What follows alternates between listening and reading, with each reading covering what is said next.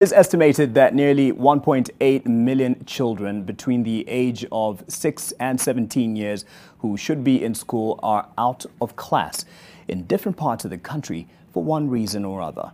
A new report by the UNESCO Institute of Statistics shows high levels of poverty, and the ongoing drought has contributed to this increase in dropouts.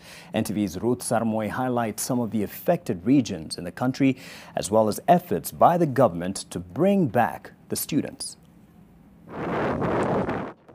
The northeastern parts of Kenya, as well as the coastal region, have suffered from adverse effects of drought, which was declared a national disaster by President Uhuru Kenyatta in September this year. As a result, learning has been disrupted, with children being forced to help their parents fend for their families. For some, like these pupils in Laisamis Primary School in Marsabit County, the meal they receive from the school feeding program is the only hope that they have.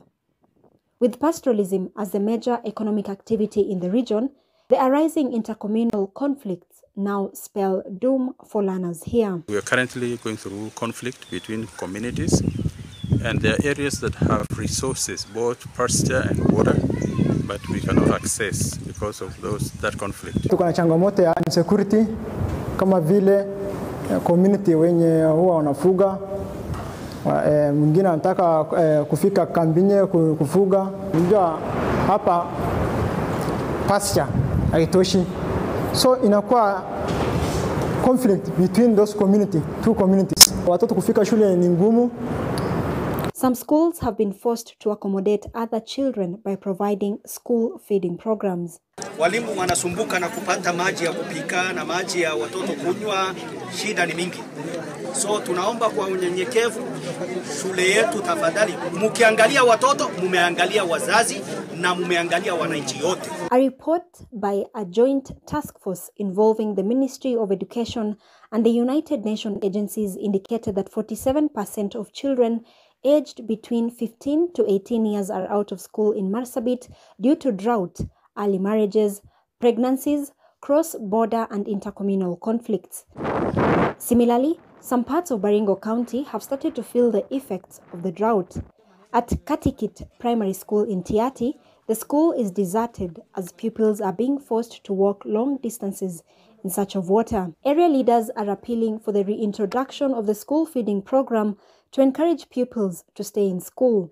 Other than the school feeding program that is donor-funded, some programs such as the distribution of sanitary towels have increased the retention of children within schools. We have a lot of sanitary towels to see that the girls do not suffer at all here in school, to see that they don't drop or they don't miss their lessons because of might be that circulation of their periods. So you find that they are becoming very active in school. According to the task force, Mandera, Turkana, Garissa and Wajir also have the highest numbers of out-of-school children with disabilities. In Bungoma County, however, the high number of dropouts have been attributed to increased poverty, with COVID-19 pushing many to find work. Daniel Hakula had to drop out in Form 2 to join the boda industry. Ilifika mahali hadi inafaa uamke uende shule, lakini hauwezi enda shule kwa sababu hujakula kitu, umelala bila chochote.